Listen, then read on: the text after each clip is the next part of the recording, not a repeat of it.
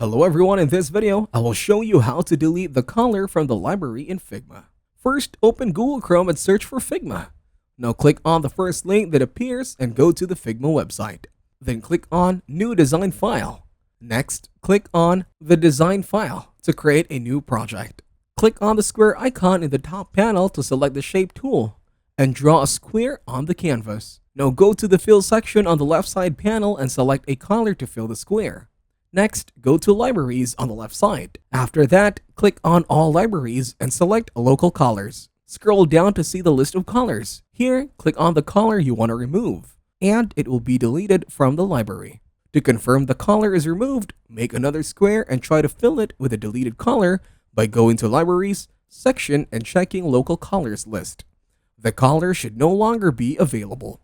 If this video was helpful, please consider leaving a like and subscribe to the channel. With that being said, I will see you in the next video.